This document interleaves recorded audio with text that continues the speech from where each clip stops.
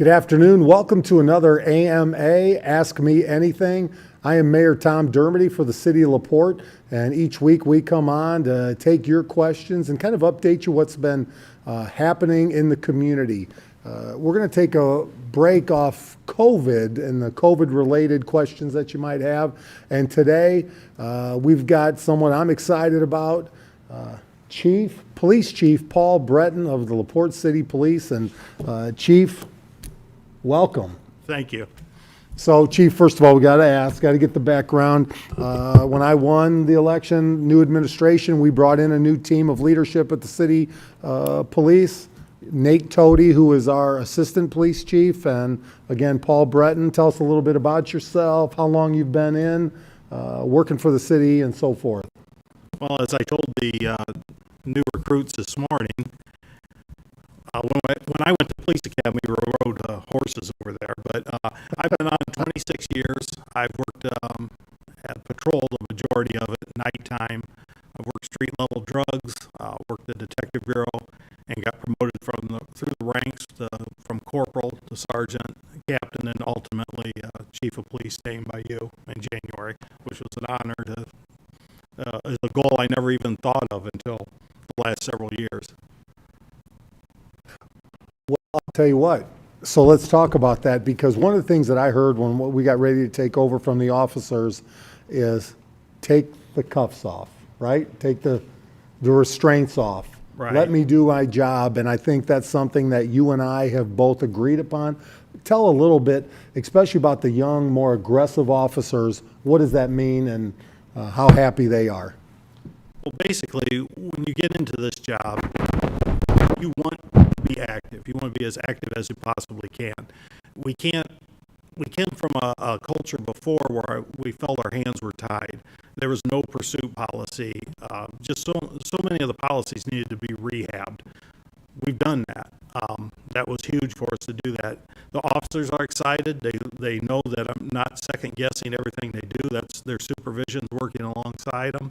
We've seen a change. They're smiling. They love to go out and do their job. And the citizens, they're the direct recipient of that. With an aggressive police department, people think twice about committing a crime now. They know the cuffs are off, and they're having fun doing it. And as long as the legal means are done to get the job done, let's get it done, and let's kick butt, basically. Absolutely, I like that. So with that, by the way, you also made a change that looks very nice. When you took over with leadership, you brought the Class A uniforms back for the day shift. I think it looks good. What are you hearing from the community? The community loves it. That's one of the things I noticed. The sheriff's department did it, and I would see them on their day shift, and I was always so impressed the way they looked. We wore this till several years ago, and then we all went to BDUs. On your day shift, I just feel that is, everybody sees you on day shift. It's not that you're not answering dangerous calls or whatever, but you should look your best. You look professional. People treat you a little bit different. I have a friend that's a state trooper, and he says he steps higher in his Class A uniform. He feels better. He says he feels taller. He feels stronger. So I think that's a big part of the culture. And even the detectives, I saw Jim Ferguson earlier today. He was looking in his orange and black. I like that look, ready to go, even when they're not wearing their uniforms like the detectives. How many officers, and if we can speak bluntly, how many officers do we currently have, and how many officers really for this community should we be having? We're actually budgeted for 44. At one time when I was a sergeant on afternoon shift, we had 48. Just having 48 officers, you boosted your busiest shifts, which are nights and afternoon shift, I should say, and your day shift right now. But we also had 2 officers in Metro. We had a power shift that I was on, which was 3 officers. I think the city of LaPorte, ultimately, the minimum we should have is 50. We've been working with around 39, trying to keep people hired. We have 3 finishing the academy right now. We swore in 2 today. We have another officer in field training, and she, along with our future hire in a few weeks, will go to the academy. So we'll have 4 in academy, 3 fresh out, And our numbers will show us about there. We'll be about at 42, but we're still going to be down. We've got a retirement coming up, and we're always fighting. But we're not unique either. Every town's doing it. So there's a process in place that if you want to hire a new officer, you can't come to the mayor today and say, all right, I'm hiring somebody tomorrow, let's put them on the street tomorrow. Explain to the public, to the community here, what is the actual process from testing, everything that takes place till somebody's finally on the road being useful to keep our community safe? I would say that's the way it used to be. They used to call them poofs. You know, I heard the stories from the old timers that, hey, you want to be a policeman? Yeah, here are your keys. Here's your gun. Go out the street. Just our application alone is several pages. I believe it's 16. Applicants have to produce paperwork from military, if they're in the military, high school transcripts. It gets detailed. By the time that gets turned in, it has to go to our merit commission. You know, and all this is adding time. Once our merit commission decides, okay, we want to proceed with these, we start with the physical agility and then the aptitude test, which we ran, I believe, was back in February. We're planning on doing one again in June. Now, once that's through, then we schedule interviews. Merit Commission will interview these officers, and they make a list of where they're ranking at. And that's where we start offering the conditional offers of employment. Then they have to go for physicals. Then they have to go for psych evals. And once this is all said and done and we're months down the road, they get approved by our pension board. Now we have to apply for State pension board. Yes. Then we have to apply for a service number. And once they have that service number, that months and months that we've been going, since February, we swore in 2 today, and that's the quickest we've done it. We've really shaved it down. So you've had, how long were these two? It began in February They both applied in January. or January? And here it is, almost the end of May and mid-May, and they're just now being sworn in. And now they will go through training though Right. after that. So now they have to, both them have to go through 40-hour pre-basic training to enter into our field training program, which is 14 weeks. If they're not quite finished, and they won't be quite finished with field training, they'll go to academy, which is another, I believe it's 14 or 15 weeks. Once they come back for that, they'll finish their field training. Then they're considered still a probationary officer till they have a year from being sworn in. But they will be on their own once that training's done. So that's January till August? Till August, they'll walk into academy, and then they'll have 4 months there. So they should be on their own in January next year. So it's a year. It's basically a year of Yes. training, preparation. So we got to get it right, Yeah, it's not for the impatient. It takes some time. which is a problem for me. So that is an issue. So it's a year. You want to mention the 2 individuals that were hired today? We hired Jared Schaefer. He's from North Judson, 21 years old. He was actually looking at the state police. I was happy to snag him. The other one is Jose Gonzalez. He's from Cicero, Illinois. He's going to relocate to LaPorte. He's 22 years old. He's very, very interested in starting Explorer programs, working with our youth. Very excited to have both these guys on. They're excited. And I got to tell you, the reason they both said they wanted to come work here is when they did the agility, they said, here's the majority of your department, your mayor's there, there's council people there. And they had applied to other departments and they never saw that before. And that's huge. They want to be part of a team. I love hearing that, and I was ready to run and compete with them, but I didn't want to deter them by outrunning them or something. So, Me too. I didn't want them to laugh. well, that's fantastic. And one of the things I said is we're going to address the drug traffickers. Early on, I think it was day 4, maybe UI and Assistant Chief Toady and another officer went out and started knocking on doors. And I think you've sent a strong message, and thank you to the residents that have responded and stay in touch to notify when things are going on, because the drug situation, the drug dealing, the trafficking will not be accepted. in our community in LaPorte. And I'm telling you, the chief and the entire team here set a standard that I think we can all are going to continue to push and tell about that and the pressure that your team is putting on. Despite the low numbers, you're still addressing that. Right, and that shows the dedication of the officers on our department. One of the things they really wanted to do was drive home the drug problem, and they wanted to address it. We have started aggressively going after that, and we've actually increased on that. We now have an unmarked car working the streets. We have a very active officer that is out doing this.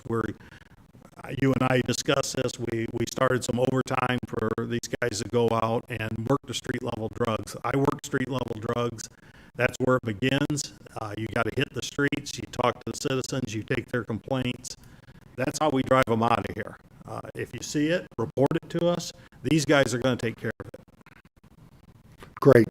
So we're going to continue to push that, be alive, be ready in the community to stay safe, and the drug traffickers will not be working in our community. Also, tell us about some of the cool things. What's happening, the cool things that are going on at the department, the new things that maybe the community is not aware of.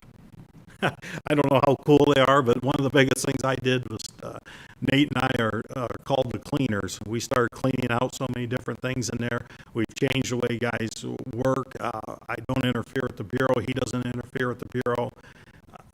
We're just keeping it light.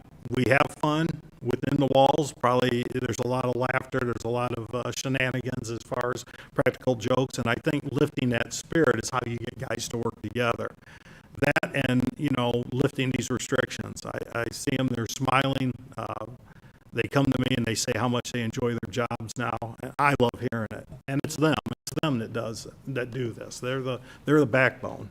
Well, it's a great team over there. And as I've said, we will have the best department around of any of these communities around. And I'm telling you, we're building it now, and it was added to today to make it happen. With the pandemic, with the COVID situation happening, are officers taking appropriate protections? And more importantly, what do you tell the individuals that are calling for your help, those residents? They need to do their part to keep our officers safe. Right. I think one of the things that you'll notice if you call the police now, we handle a lot more over the telephone than we used to. Simple complaints. There's some things we have to go out, we have to verify, but we're trying to do things more on the telephone. I tell our officers, please encourage people to come out of their house and talk to you. We don't want you going in the house. We don't know exactly what's going on in there. Don't take offense to it. They may show up wearing gloves. They may show up wearing a mask, but we don't know. And nobody should take offense to that. The number one is they need to go home safe every night. And they're treating everybody the same. You'll see that the jail, we've been very successful, LaPorte County Jail, keeping this stuff out of the jail. They do a tremendous job, but it's a team effort also. Our officers are mindful of that. They're only taking the most violent. If you need to go to jail, you're going to go to jail. They're getting creative in their solutions for domestics, getting people separated. It takes a little more time. Takes quite a bit more time sometimes, but they're working at it. It's a whole different idea, and we're all learning through it. Well, and the last thing I want to mention is you also talked about that, we need to have the police station open to the public. Now, the COVID situation has, we don't want everybody walking in there. We have to keep our officers safe. But one thing that we've talked about is how do we allow people not to have to press a button, but to be able to open the door and walk in. And I think you addressed that. You want to explain the upgrade that you made to the police department so people can walk in the door? Right. One of the first things that we talked about when I put in for this job was how impersonal it was for somebody to push a buzzer. Whoever they talked to on the other end seemed like they were crabby, but it's just this little tiny speaker. That police station belongs to the people, and I wanted people to be able to walk in there.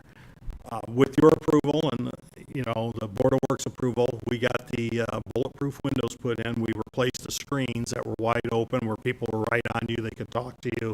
No protection whatsoever. That has been installed. We now have deal trays underneath the glass there, and it protects our civilian employees in there as well. I think that's been huge. The door's open during business hours. You can walk in. Yeah, they're behind the glass, but it's a lot more welcoming. You don't have that speaker to buzz. I love it, and that's something that we're committed to. So if the public have questions when they're having an issue, having a problem, and they may not want to come down to the police station, how do they contact somebody? What's the best way to route this? And you would like a question answered or a problem addressed? We have they can call our regular business number. If it's after hours, it will ring through. There's a prompt they can ring through, and it goes directly to the radio room at 911. 911 will send an officer on the air to meet them at the lobby. If it's during the day, currently right now we do have an officer on the desk. However, he's on light duty.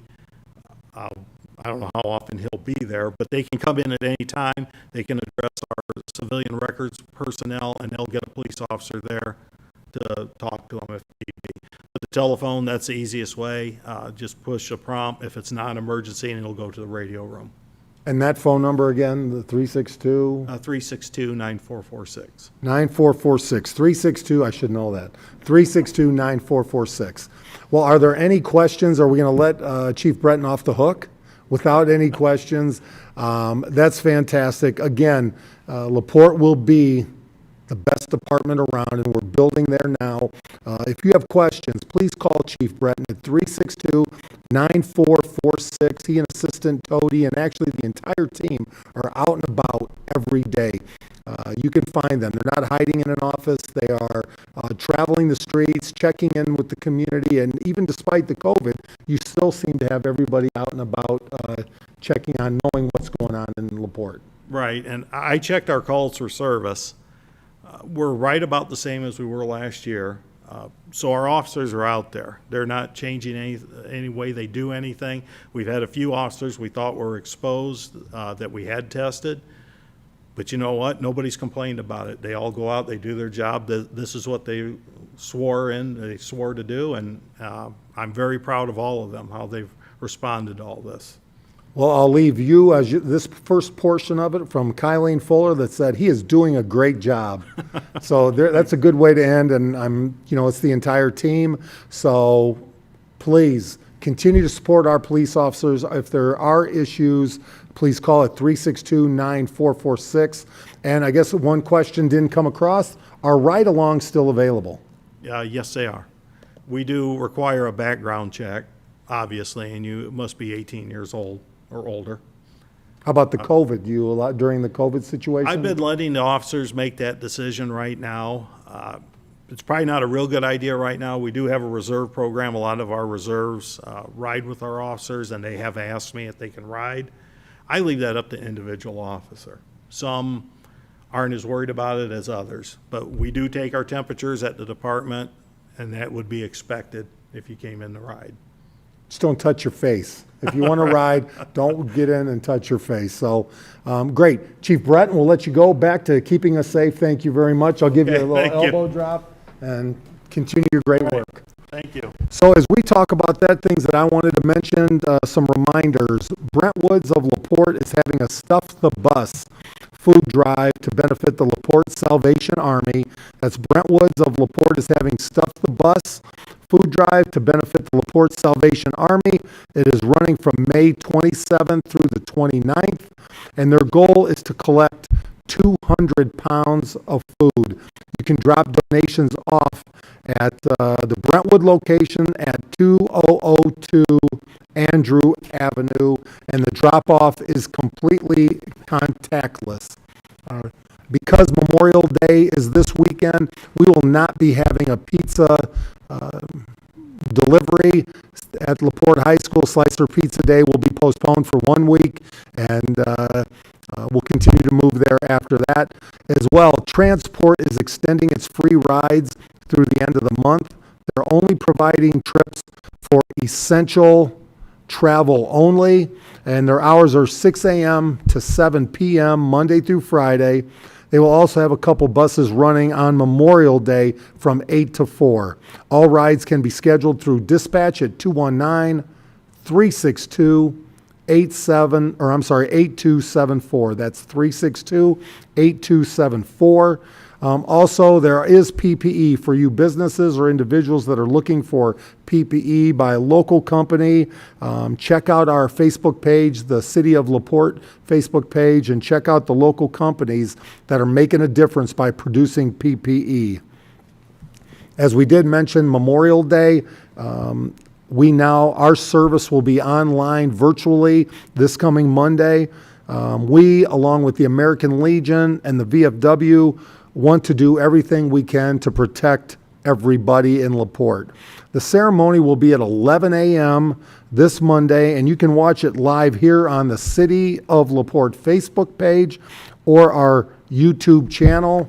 I think I'll share it to the Tom Dermody LaPorte Mayor page as well, right, Jessica Bruder? All right.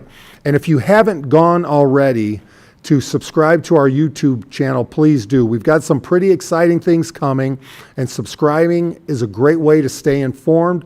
Our channel has all of our AMAs as well as City Council and Board of Works meeting information, and who knows what might be next. So to subscribe, go to youtube.com and search City of LaPorte. Make sure you're clicking on LaPorte, Indiana, and not LaPorte, Texas. You can also find the link to our channel on my Facebook page, Tom Dermody, LaPorte Mayor, as well as the city's page.